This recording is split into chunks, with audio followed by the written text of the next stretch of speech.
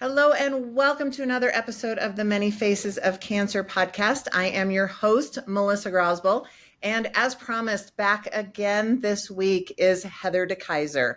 If you listened to last week's conversation, I told you we were going to bring her back and do a deep dive into sexual health and wellness.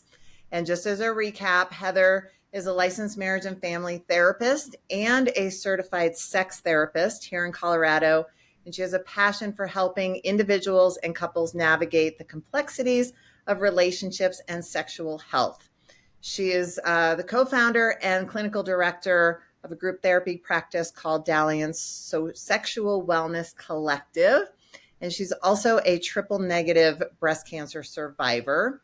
So she spends her time running Dalliance, seeing her own caseload of clients, and going out into the community, providing education about sexual health and wellness, particularly around the topics of sexuality and cancer. And that's what we are going to deep dive into today. So welcome back, Heather. Thank you so much for joining me again. Thanks for having me again. All right. I had kind of teased last week that we were going to get into sexual wellness, and then there were just so many other great conversations that we were having in our last chat that we didn't get to it. And it is so important. So we are going to dive right in and really talk about the importance of it in both married life as well as single life, and how we can improve our feelings around it and our experience around it. So like I told you before we started recording, I'm going to kind of let you guide the conversation a little bit more. You are definitely much more of the expert than I am, and really the things that are super important for people going through cancer or on the other side of cancer to really know about how to get back, improve, all the things about sexual health and wellness. Excellent. Tall order. I think one of the biggest questions I get about this topic is, how do you make cancer sexy?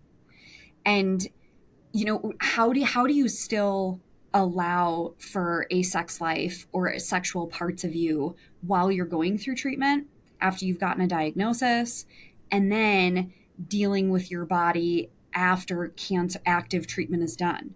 How do you make those things sexy? And so, I get those questions all the time, and it's something I'm really passionate in helping people talk about, because 80%, and this might be a little low, but about 80% of people and couples report sexual difficulty and dysfunction once getting a cancer diagnosis. Wow, So 80%? huge, and I almost think that's a little low, to be honest. And maybe 80% reported. Exactly. Yeah. And so this is so common.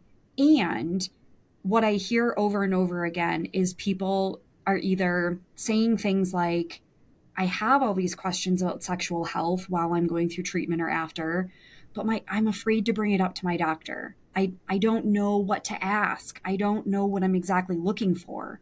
Or I'll hear, I did bring it up to my doctor and they didn't really have any resources to give me. They said, that's not my specialty. You'll have to go find support for that elsewhere. I don't know of really any support groups that address the topics of sex and cancer, or current support groups that address, sexuality and sexual wellness and kind of take a deep dive into that.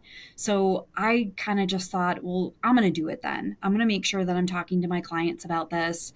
I'm going to make sure that I'm offering my services to people and making sure that we can answer these questions, because people do have them. They just don't always know where to start. So absolutely. I think that's kind of the first big point, is this is a huge part of the journey of cancer, is sex and sexuality, and hardly anyone's talking about it. So that's point number one of why these things go together. And to address the point of how do you make cancer sexy? I don't know if I figured that answer out yet, but I do know that they can go together. Sex is everything that follows us into the bedroom and back out, or wherever you're having sex. That's just the saying, but obviously that goes for any place that you're having a sexy, intimate experience. So if we think about how much of us are affected when we get a cancer diagnosis, how much of our relationships are affected, how much of our physical bodies are affected, how much of our mind and our spirit is affected, all of that follows us into the bedroom. All of that follows us into a sexy experience. And if we think about sex itself, it's literally symbolic of life, right? I mean, if you think like procreation and creating human life, I mean, obviously. We also think about sex in terms of adrenaline and oxytocin and the hormones and chemicals that are involved in that process for our bodies. We also think about our physical arousal, but also our mind, right? The biggest arousal happens between our ears and our brain. And so if we think about it from that lens, then all of that also follows you into the bedroom. And I haven't really heard anyone say cancer is sexy, or, we think about cancer and it's like, oh, abnormal tissue, abnormal cells, mutations. I mean, all these like invading your body. Those aren't really words that we think about when we think about sex. No, at least I don't, right? no. Like cancer cells violate us. They metastasize. I mean, again, not sexy words. So if we think in the brain, there's a sexual map. It's called the homunculus, which is kind of interesting. And I'd encourage people to go look it up because it's kind of a funny word. But it basically associates in the brain where your sexual body is. And it would make more sense if you look it up. But what we know about that area of the brain is that pain and pleasure are along the same line in our brain, in our nervous system, and how our body experiences those things. But at the same time, pleasure and mortality are not on the same line. So pain and pleasure might be, but pleasure and death are not. And so really what we're talking about is when we're trying to make cancer sexy, so to speak, we have to be able to talk about our pleasure. So, which means making space for death and mortality in the bedroom. Like that's got to be allowed to follow us in. And so for people, they'll say, okay, you're kind of losing me. Like, I have no idea what you're talking about. I have no idea what I'm going to do with this. I don't know what do I do? Just go into the bedroom and tell my spouse, how do you feel about death? You want to have sex? And so I get it. This is like a really complex, high level topic. And at the same time, it means being able to communicate. Everything comes back to communication. And so if you take your clothes off or get down to, your underwear and you're looking at yourself in the mirror after you've gone through treatment or you're in recovery, and you just pay attention to what you see physically, people will notice things like, well, I see my scars. Well, I see this tan line around my breast from radiation. Well, I see, my skin having grayed or being sunken in. I see my hair growing back. And most of the time, they will focus on the negatives that they see. They'll focus on the parts of their body that were negatively impacted by treatment or negatively impacted by cancer. Maybe it's the surgery scars. For men, it might be trouble urinating or trouble having an orgasm in general anyway, if they've like had their prostate removed or had radiation to that area, their pelvic floor area. So something that I'll say is, okay, try it again. But when you take your clothes off and get into your underwear and you look at yourself in the mirror, I want you to tell me what you feel. Like what comes up for you in terms of sensation, or like picture your sexual self and what do you feel, not necessarily what you just see with your eyes. And that helps people go a little bit deeper and have a little bit more to communicate with their partners, with their loved ones, with their family members, because then they can say, I feel tired, or I feel I feel thankful that I survived. And it's like, okay, I'm a big fan of making room for both. So if negative or challenging thoughts or feelings come up, let's absolutely make space for that. And what's the other side of the coin then? Let's make space for the other side too. So for people who will say, I'm thankful to be alive, I will say, and how do you feel about death in these moments after going through a cancer diagnosis? Have you and your partners, or you and your spouse or loved ones, have you talked about what that's done to you emotionally as well as physically? So it just gives people a deeper conversation to have. And then you can talk about, okay, now as you're looking at yourself in your underwear, where's sex? And I'll just kind of leave it open-ended like that, because I really want people to start thinking about allowing that back into themselves. This can be difficult because some people didn't necessarily have the sex life that they wanted before going through treatment or before getting their diagnosis of cancer. And so for some people, they see hopefulness, or I want it to be different. So can you help me decide how it's going to be different, because I didn't have the life that I wanted before when it came to sex and sexuality. I mean, you can see how big this topic gets and Yeah. just vast and complex it could be, right? It's hard to just kind of streamline. There is no guidebook for this. But the most important pieces to take are, you have to sit with yourself, you have to look at yourself, but you also have to feel yourself. Mm.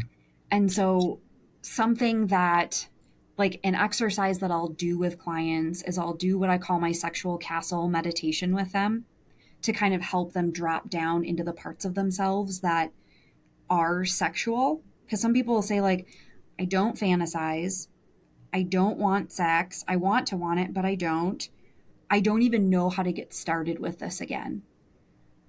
Maybe they tried to have sex during treatment and it was painful. Maybe they didn't try to have sex during their diagnosis and treatment, and now they're nervous to get back to it. So this meditation is meant to guide people into their sexual parts. So it essentially, like, guides you through coming up to, like, in visualizing a castle out before you that represents your sexuality. And when you go into the castle, you'll go from room to room and you'll notice what's there, because we all have parts of us that have been shamed around sex, that have been told they're not enough, or that they need to be more. We've all had sexual parts of us that have been hurt. We've also usually had parts of us that have been sexually accepted and liberating and kind of exciting, or maybe bring up some nerves. And so we go through all of that and we talk about, like, what are the different rooms in your sex castle internally, and what do the rooms look like? Like, go and spend some time in each one of those and see how it feels. And then you'll have a better idea of where you want sex to go. Okay. So the sexual castle meditation is pretty powerful for a lot of people, because they're like, I don't know if I've ever thought about this in my life ever. So it's kind of cool to get people to start to explore themselves. Because it is, we tend to think of it as just, okay, do I feel like having sex or not? Right. Do I feel desired or not? But there's so much more to it than just the physical piece. Yes.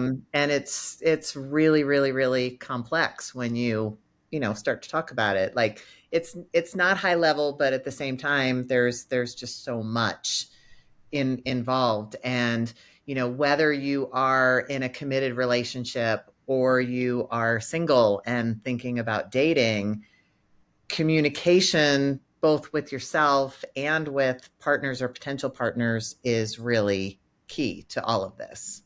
Yes. Yes. Being Okay. able to say, here's what I'm thinking, here's what I'm feeling. How does that sound to you? I also want to know how you think and feel. I did have a client who came to me. She had had a double mastectomy. She did the chemo, she did radiation, and she went through a breakup during her diagnosis and treatment. And so she was starting to date again several months later, and she was dealing with things like lymphedema on one side, um, I mean, she had her double mastectomy 12 years ago. And so they were done much differently back then than they are done now. And so she was like, now fast forward 12 years later, she's had them redone, her breast job, like she's had her implants replaced, and she's done some things that have helped with her things like confidence and security. She still struggles with lymphedema on one side, and so that's a big source of insecurity.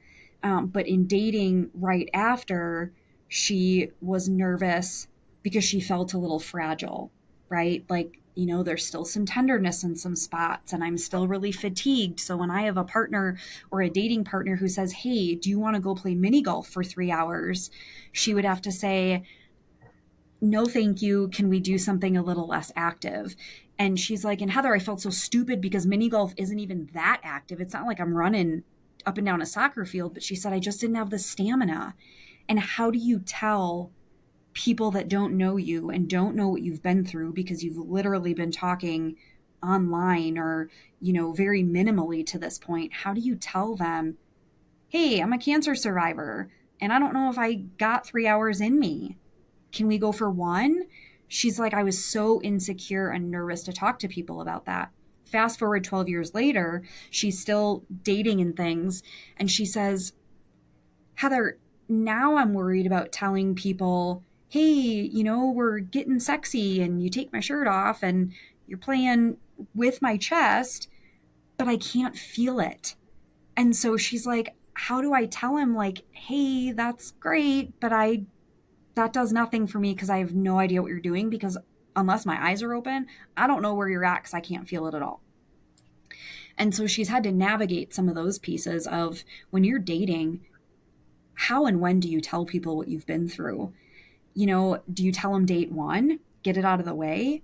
Do you tell them after there's some feelings developed? Do you tell them when kind of sexy time is sort of more imminent and you're like, "Hey, we're headed for this direction. We've been dating for 3 weeks. Just so you know, I have this thing to tell you." And the answer that we came up with is there is no right or wrong time to tell someone what you've been through. It has to feel right for you. And if that person responds poorly, if they pull away, then you'll have some decisions to make about how to navigate that. But the most important thing is to remain true to who you are and honor yourself and honor your story. And the people that care and stay curious and want to know more, those are going to be your people. And she's had people say, like, "I had a friend who had breast cancer. I don't want to be with somebody who could get sick again." Even though we could all get sick at any day, right? But that was that person's choice, and that was 100% okay. It wasn't the person for her to continue dating. And so she's had to navigate some of those pieces, So that's kind of an issue with dating and, trying to have new sexy time with someone who doesn't know those parts of you.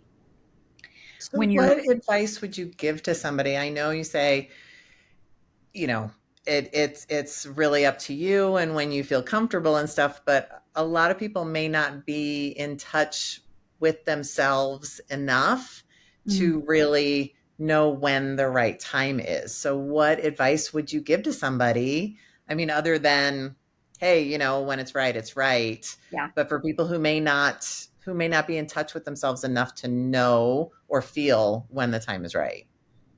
I think it has quite a bit to do with a couple of things. So one thing is, how do you feel about your story? How do you feel about your body? And if you were to tell someone, a dating partner or a loved one or a friend, about what you've been through, what do you imagine you would say to them? And I kind of role play it with them first to Okay. see how it feels. And I would also say, and what's your motivation for telling them? Is your motivation because you're hoping to not get rejected? Is your motivation to get it out of the way and just kind of throw it out there and see if they're going to stick with you? Is your motivation to get validation for what you've been through? And, depending on the answers to those questions, do you need that from a potential dating partner or your loved one or whomever? Or Is there more work to be done around your own feelings of yourself? And let's get a little bit more confidence and security in that. And then we can reintroduce talking to somebody else about it. And if you want to date, that's fine. If you're not ready to share with people just yet, that's fine. And let's talk through what dates are going to look like then. Let's talk through how you feel about that. So I'll often like start them. How do you feel about yourself first? What's the motivation for sharing this with somebody? And how are you going to respond if they take it well or if they don't take it so well? Gotcha. So they have a good And I idea. would also say, and I don't know if this needs to be said, but it's probably best to have that conversation before the clothes come off. And then it's a 100%. surprise and holy cow, and then people don't know how to deal with it. So you might want to think before the clothes come off to at least warn the other person that this is a thing. Yeah. Remember, if you can't talk about it, you shouldn't be doing it. So if you can't talk about what's under the clothes, you probably shouldn't be taking your clothes off. And I think that's just a good baseline of everything. Yes. If you don't feel comfortable talking about it, you shouldn't be doing it. Yes. And sex is, it is something that, and I don't know if we're taught growing up that that's one of those topics that you don't go to, or what, that, a lot of people, I would even possibly say the majority of the people are uncomfortable talking about sex, possibly even with their own partners. Yes. And I think that is in large part because of the social constructs that have been created around sex and sexuality. And I think a big piece of this, sorry, excuse me about that. I think a big piece of this is so much focus in the media and in movies and in articles and things that we read, and even romance novels, pornography. So much of it is a focus on physical performance when it comes to sex. And so we have to remember that part of talking to someone is knowing how you feel on the inside. So I'll hear from people like, well, I know why I'm doing what I'm doing sexually, but I don't know what it elicits in me. Isn't the goal of sex an orgasm? Like, that's why I'm doing it. And yet it's like, well, the goal of sex should not be orgasm or intercourse because those are just so physical and performance based. But we really want sex to be about pleasure. And for us to be able to communicate to people, our spouses included, about sex means being able to tell them how we experience pleasure, what feels good and why, how it makes us feel. Where do we go in our bodies and our brains and in our emotions when these things are elicited?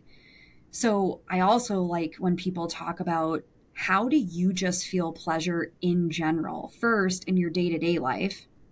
Second, with yourself. Third, with a partner. And we think about sexuality in terms of we all have accelerators and we all have brakes. So we have things that will turn us on and kind of hit the gas pedal and kind of rev us up and get us going. And we all have things that hit our sexual brake pedals that turn us off and that shut us down sexually. So I know for some people, they'll say like bad breath in the morning. That's a brake pedal for me. Like, don't come near me without brushed teeth. But brushed teeth is an accelerator. That means we're able to go a little bit further. Or some people will say, my doctor has informed me that in the first, 48 to 72 hours after I get my chemo treatment, I should not engage in sexual activity without condoms, without protection, because that could potentially be toxic. And so we know, okay, for those 48 to 72 hours, we're not going to have intercourse, and being able to talk about that. And then saying, but let's sit and talk, or let's play a sexy game, or let's play, a little card game for couples where we can just answer some sexy questions about each other. Maybe we can play Naked Twister. I don't know whatever it is. Or maybe it's, taking a bath together or being intimate in some other way so that it's not all about a sexual performance of behavior. You don't have to have intercourse to have great sex. You can just hold hands with someone or give a really erotic body massage without the genitals involved, and that can be really good sex for some people. So it really means being able to expand our idea of what sex is beyond what you hear in the media, beyond what people are talking about, beyond what you see in the movies, because that's just not the full picture. Hmm. I love that. I love that. And we talked a little bit about that last week too, just the difference between intercourse and sex. And I guess the way I always looked at it is the other things that are not performance based tend to be more like intimacy. Not that sex isn't intimacy, but I mean, I've always looked at sex as sexual intercourse, with or without orgasm, but that penetration of some kind, Yeah. and to really see it from a standpoint that it doesn't have to be. Like my husband gives me a foot massage, and like that gives me immense pleasure. Yes. So on the homunculus, Melissa, the sexual map in our brain, the feet are right next to the genitals. And so There there's you a go. theory. I don't know that this has been scientifically proven, so take this with a grain of salt, but there's a theory that that's why feet are such an erogenous zone, is because they're so close to the genitals on that sexual mapping in our brain. And the other interesting thing about the homunculus is that our thumbs are huge. Our tongues are huge on that map compared to like the trunk of our body is relatively small if you look at the homunculus. And so it's like, how is this like, but anyway, that's a theory of why feet are such an erogenous zone. And that's another thing that's really important to point out, is that genitals are not our only erogenous zones that can bring us to orgasm or bring intense pleasure. You think about wrists, elbows, knees, toes, now I'm singing a song, our ears, like Collarbone. the nape of your neck, a head massage or playing with someone's hair, um, soft tickles up and down legs or arms, the inner thigh, our stomach for a lot of people.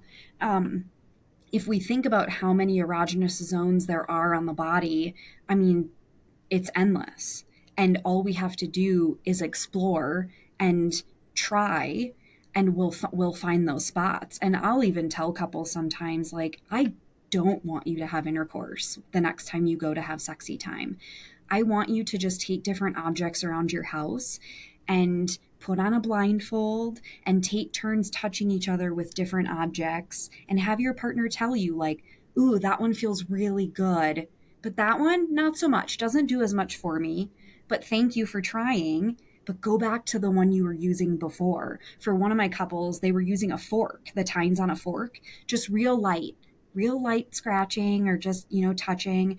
And that was super an accelerator. Like that was hitting the green light to go time. They ended up having intercourse anyway, which is fine. But I think part of it, what allowed them to get there, was taking it off the table, so there wasn't that pressure to go right to penetration. I call it outer play. So there's inner play, which is anything that's penetrated, and then there's outer play, which is all the rest of us. And every single part on the body is erogenous to somebody. Well, and doing it that way really takes away possible performance anxiety. Yes, If sex is off the table, I mean, if it does lead to it, that's great, but it really can free you up to just explore and experience and have that connection and intimacy in a different way that can actually lead to, you no longer have the performance anxiety because it will just naturally lead to it. But I think a lot of people are like, oh my gosh, what if I'm not lubricated enough? Or what if I can't, for men, if I can't get it up and keep it up, and like, how is she or he going to feel? And this way you can just have fun and explore. And like, sex should be fun. Intimacy should be fun and connection, not, oh my gosh, am I going to be able to do this? exactly. The goals of sex should never be intercourse and orgasm. Those should only be about 15% of your sexual experience. Wow. Now, for some people, they really like those activities, and that's fine. And more often, what I hear from men and women and all humans that come into my office is I would like more foreplay. I would like more outer play. I rarely hear, I just, I want more intercourse. Like, I want more actual sex. I hardly ever hear that. And so that tells me that people are yearning for this. And unfortunately, we only ever as humans tap into about 15% of our sexual repertoires of what's available to us, which means there's 85% untapped potential out there of our sexual bodies and brains that we have yet to explore and experience. And that can be super fun for people, especially after going through something as devastating as cancer and treatment. No matter what your treatments were, cancer is a devastating diagnosis. And it does make you think about mortality in a different way. And it does make you think about health in a different way. And sex has to be part of those conversations and part of those thoughts. And just so many people aren't encouraged to think about sex as part of their recovery. And I want to change that narrative. Well, and I think a lot of it is because, especially gynecological and reproductive cancers, tend to just strip all of that away. Like not necessarily that they're designed for that, but between, the surgeries and the hormone therapy and the treatments and stuff, it's everything that just strips away your femininity or your masculinity. And then there's the expectation of, oh my gosh, if I'm in a relationship, I need to still be able to do this. Right. And I just love the fact that there's so much else out there if we really take the time to think about it and explore it and find that it can create a whole new level of intimacy that we didn't have beforehand. Yes. And it can get even better after going through cancer or going through any tough transition in life. Sex, if we're willing to throw away what we think we knew about it before, and we're willing to kind of redefine, either for ourselves or with a partner in a relationship, we're able to redefine and willing to redefine what sex and pleasure mean to us. I mean, the possibilities are endless. The amounts of pleasure you can experience are endless. It's just we hardly ever get far enough, or we try something and it doesn't work and we get scared again. And so we pull back. And instead of doing that, like, for example, people who start to have sexy time and then maybe an erection goes soft. Got news, you can still do sexy things with a flaccid penis, to put it kind of bluntly. But all too often, I have couples come in and they're like, we just stopped. We just said, okay, better luck next time. And I said, what would it have been like to just do something different? Maybe that's a great time to start giving each other a massage. Some penises have a refractory period. Some penises get soft and then get hard again, and then get soft and then get hard again 4 times in the same experience. Penises are meant to get soft and they're meant to get hard. Like, it doesn't have to interrupt a sexy time experience if that happens. You can still do other sexy things and not have the experience stop and kind of get cut off. So just adjust, pivot, do something different. And maybe that penis will get hard again, and maybe it won't. But if the goal was never intercourse and orgasm to begin with, think about the great sex you can still have in that experience. Because it doesn't matter. Correct. Wow. What a great way to look at it. And I guess it really all comes down to, in the end, communication, which is the vital piece in any relationship, and especially a spousal relationship or a partner relationship where sex is involved, and being on the same page. We talked a little bit before we got on about how to communicate so that even if you're using the same words, they don't necessarily have the same meaning. And so it's getting on the same page and maybe saying, okay, what I'm hearing you say is this what you mean? And a lot of times, like when my husband and I have those conversations, the other person's like, no, that wasn't what I meant at all. I meant this. And so you're actually having the same conversation instead of having two different conversations using the same words. Exactly. And the word sex is no exception to that. The word pleasure, the word satisfaction, the word eroticism, those are desire, love. I mean, we could keep going, but I will often tell people, write down a list of what those words mean to you, not out of the Webster dictionary, but just when you think of the word pleasure, what comes to mind when it comes to sex? And then compare notes with one another. And see, like, oftentimes what I'll find is the way that one partner defines love or experiences love is the way the other partner defines and experiences desire.